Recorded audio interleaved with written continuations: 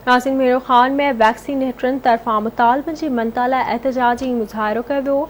इन हवाले सां वीडियो लिंक ते मौजूद है आवाज़ न्यूज़ जो रिपोर्टर सफ़दर तुनियो। जी सफ़दर। मौजूद आहियूं तालका अस्पताल मीरो खान जे ॿाहिरां, जिते वैक्सीनेट वेलफेयर एसोसिएशन तरफ़ां पंहिंजे मुतालबनि जी मनता लाइ 25 ॾींहं बि सरापा एहतजाज बणियल आहिनि।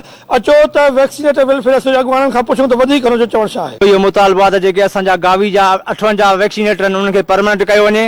उन खां अलावा असांजा ॿिया इहे जाइज़ मुतालबा आहिनि। असां वज़ीर आला Sindh, secretary Sindh, health minister खे रिक्वेस्ट था कयूं त मऊदबाना असांजो अर्ज़ु आहे त असां ते असांजे बचनि ते रहम खाई करे असांजा जाइज़ मुतालबा मंज़ूर कया वञनि। असांजो जेको टाइम स्केल आहे उहो जेको आहे सो ॿियनि में आहे, असां बि उहा घुर था कयूं त असांखे ॿियनि सूबनि वांगुरु हिकिड़ो टाइम स्केल ॾेई असांजे दोस्तनि खे प्रोमोट कयो वञे।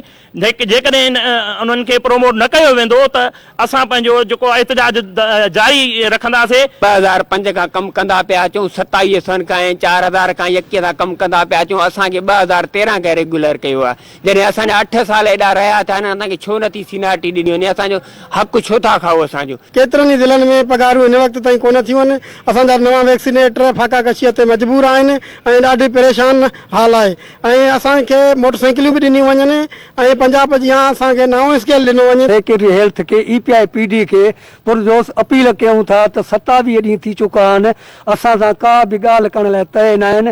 असांजो 13 तारीख़ पूरो सिंध जो वज़ीर आला जे साम्हूं उते एहतियात कंदासीं। सरापा एहतजाज बणियल वैक्सीनेट वेलफेयर एसोसिएशन अॻुवान जा वीचार ॿुधा, जिन जो चवणु हो त पूरे मुल्क समेत जेके वैक्सीनेटरनि खे जाइज़ मुतालबा मञिया विया आहिनि, पर सिंध जे वैक्सीनेटर सां माटरीमा वारो सलूक कंदे उनजे मुतालबे ते का बि अमल न कयो वञे। असीं मुतालबो कंदा सिंध हुकूमत खां, वज़ीर आला सिंध खां त वैक्सीनेट वेलफेयर एसोसिएशन जा जेके मुतालबा आहिनि उनखे मंज़ूर कयो। ॿी सूरत में 14 जुलाई ते वज़ीर आला सारो पंहिंजो एहतजाज जारी रखंदासीं।